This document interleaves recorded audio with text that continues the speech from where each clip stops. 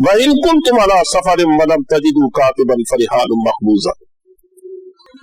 इस आयत में एक और मसला बयान किया जा रहा है, वो ये कि मैं बार बार अर्ज कर चुका हूं कि उस जमाने में आबादियों में भी गवाहों का पढ़ी करना या लिखने पढ़ने के सामान का मिल जाना, लिखने वाले आदमी का मिल जाना कामयाब था। तो सफर में भी ये कामयाबी नायाबी की हद तक बढ़ जाती, कहां मिलता था कुछ। इसलिए सफर में अगर फर्ज करे आपस में कर्ज का मामला हुआ तो वहां इसके तहफ्फुज की सूरत क्या। लेकिन हमारे फुकाहा के इस बात पर इत्तेफाक है, क्योंकि अहादीस से इसका इत्तेफाक मालूम होता है कि ये मामला यूं तो सफर में तो ज्यादा पेश आ सकता है, लेकिन सफर इसके लिए शर्त नहीं। बल्कि अगर कहीं हजर में भी यानी अपने शहरों में रहते हुए भी ऐसी सूरत हाल पेश आती है कि ये लिखने पढ़ने के इम्कानात नहीं है, और ये ऐसा है कि जिसके साथ मामला हो रहा है वो आदमी ये कहता है कि देखो, एक सूरत तो ये है ना कि तुम मुझे एतमाद देने के लिए इस मामले को लिखो और गवाह काम करो, और दूसरी सूरत ये है कि गवाहियां भी हो, लिखा पढ़ी भी हो, मैं तब भी एतमाद नहीं करता। मैं तो इस शक्ल में तुम्हें कर्ज दूंगा कि तुम अपनी कोई चीज मेरे हाथ में रहन रखो। तो अगर कर्ज देने वाला इतना खसीस आदमी है कि वो रहन रखे बगैर कर्ज नहीं देता, तो चाहे मामला सफर का हो चाहे हजर का, दोनों सूरतों में इस्लाम ने इसकी इजाजत दी है। लेकिन इस्लाम इसको पसंद नहीं करता। वो कहता मुसलमान को तो मुसलमान का खैर खा होना चाहिए, और जिस आदमी के अंदर खैर खाही के जज्बात दूसरे मुसलमान भाई के नहीं है तो इसका मतलब ये उसके अंदर इस्लाम में कमी है। इसलिए वो जब देखता है कि एक मुसलमान को कर्ज चाहिए, और चलिए तो मैं अगर दूर दराज अंदेशे हैं कि कहीं ये मारी ना दे मेरा कर्ज, तो ठीक है लिखा पढ़ी कर लो, लेकिन इसकी मौजूदगी में तुम ये कहो कि नहीं मैं तो नहीं दूंगा ताबत में मेरे हाथ में को रहन न रखो, तो कहा ये एक जरूरत के तहत इसकी इजाजत तो है, लेकिन ये पसंदीदा बात नहीं। लेकिन मैं फिर ये बात दोहरा रहा हूं कि हज़रत सल्लल्लाहु अलैहि वसल्लम ने अपनी मदीने की जिंदगी में, सफर में नहीं, मदीने की जिंदगी में खुद आपने रहन रख कर कर्ज दिए। यह आपको ताज्जुब होगा कि हालात इतने सख्त थे कि हज़रत सल्लल्लाहु अलैहि वसल्लम को घर के लिए, खाने के लिए जौ लेने पड़े किसी यहूदी से, तो उसके पास आपने अपनी ज़रा कर्ज रहन के तौर पर रखी। यह हदीस से साबित है, तमाम हदीस की किताबों ने इसका जिक्र किया। इसका मतलब यह कि सफर के अलावा भी ये जायज, लेकिन ये यहूदी था ना, ज़ाहिर वो इत्माम कैसे करता। तो मुसलमानों को भी अगर ऐसी सूरत से दो चार होना पड़े, आपस में वो इत्माम उठ जाए तो रहन रख सकते हैं।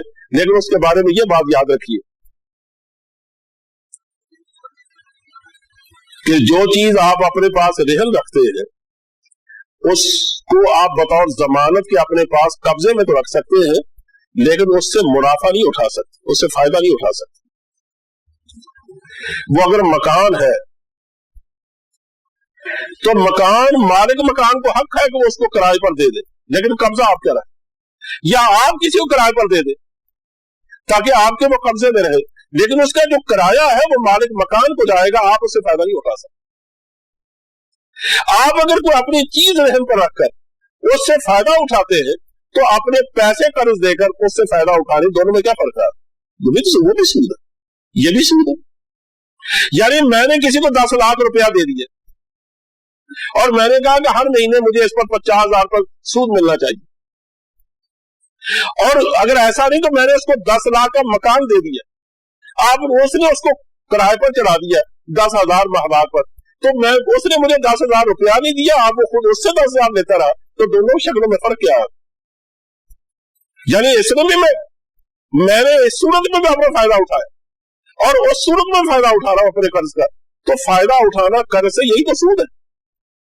इसे याद रखो, ये हमारे यहाँ रहन का कारोबार बहुत हो रहा है मुसलमानों में, और जो रहन रखा जाता है ना, जिसके हाथ में रहन होता है वही उससे फायदा उठाता है, मालिक को नहीं उठाने दिया जाता। याद रखो ये बिल्कुल हराम।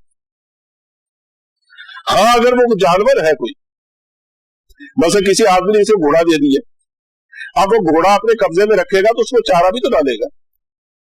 उसको अगर फर्ज करे भैंस दे दी तो भैंस कब्जे में रखेगा, चारा भी तो डालेगा। तो चूंकि वो चारा डालता है ना, अब उसको हक है घोड़े पर सवारी करे और भैंस का दूध पिए, लेकिन मकान देने में, दुकान देने में, इस तरह की चीजें देने में, इसमें चूंकि कर्ज लेने वाले को कुछ नहीं देना, खर्च करना पड़ता। कर्ज देने वाले को, जिसने आपको से रह रखा, कर्ज देने वाला रह रखेगा ना अपने पास, उसको चूंकि उस पर खर्च कुछ नहीं करना पड़ता ना, इसलिए उसका फायदा उठाने का मुहद्दिस मजाज है। अब देखिए इसका तर्जुमा, कमा इन कुंतुम अला सफरिन वलम तजिदू कातिबन फरिहानुम मक़सूद, अगर तुम सफर की हालत में हो और तुम न पाओ कोई कातिब, लिखने वाला, और कर्ज देने वाला वो शर्त करे, ये यहां महजूफ है कि कर्ज देने वाला ये कहे कि फिर मेरे पास कोई चीज रहे रखो तो कर्ज दूंगा, तो कहा फिर फरिहानुन, रेहान जमा है रेहन की, ये उस चीज को कहते हैं जो रेहन के तौर पर रखी जाती है। तो फिर कोई चीज रेहन मकबूजा उसके कब्जे में दे दी जाए, फिर रेहन कब्जा में किया हुआ, यानी उसके कब्जे में दे दिया जाए जो रेहन अपने पास रखना चाहता है। तो ये कब्जे में देना ये खुद बतलाता है कि वो कब्जा तो रख सकता है लेकिन उसका मुनाफा नहीं उठा सकता। फाइन अमीन बाज़ुकुम बाज़न, और अगर एक दूसरे पर एतमाद करने लगे, फल युअद्दिल लज़ी तुमिना, तो उसे चाहिए कि वो जिसके पास अमानत रखी गई है उसको अदा कर दे उसकी अमानत। वलियत्तक़िल्लाह रब्बा, यानी जब वो अपना रेहन वापस कर दे तो उसे चाहिए कि उसका कर्ज उसे वापस लौटा दे, या वो कर्ज दे दे तो ये उसका रेहन का जो चीज रेहन रखी गई है वो उसको वापस दे दे। वलियत्तक़िल्लाह रब्बा, और इन मामलात को करते हुए अपने अल्लाह से डरते रहो जो उनका रब है। वला तक्तुमुश शहादा, और शहादत को मत छुपाओ। वमन यक्तुमहा फइन्नहु आसिमुल क़ल्बु, और जो शख्स शहादत को, गवाही को छुपाता है तो सिर्फ ये नहीं कि वो गुनाहगार है, बल्कि फइन्नहु आसिमुल क़ल्बु, गुनाहगार है उसका दिल। गोया उसका दिल पलीद हो गया। हम भी अपने कहा करते हैं ना कि भाई वो गवाही नहीं दे रहा, वो गलत गवाही दे रहा है, कहता मन पलीद हो गया, उसका दिल पलीद हो गया। कहा उसका दिल गुनाहगार है, यानी उसके दिल में जब माल और दौलत की मोहब्बत उतर जाती है तो उसमें फिर वो दयानत को छोड़ देता है, तो खबासत उसके दिल तक उतर जाती है। वल्लाहु बिमा तामलून अलीम, और अल्लाह उस चीज को जो तुम करते हो जानने वाला है। तुम इन मामलात में जो कमी बेशी करोगे, तमाम हदायत तो दे दी गई, लेकिन इसके बावजूद भी अगर तुम कमी बेशी करोगे तो फिर इसी दुनिया में तो नहीं बैठ रहना, अल्लाह के पास भी तो जाना। वो जानने वाला है तो अपने इल्म के मुताबिक तुमसे बाज़ पुर्स करेगा और सजा देगा।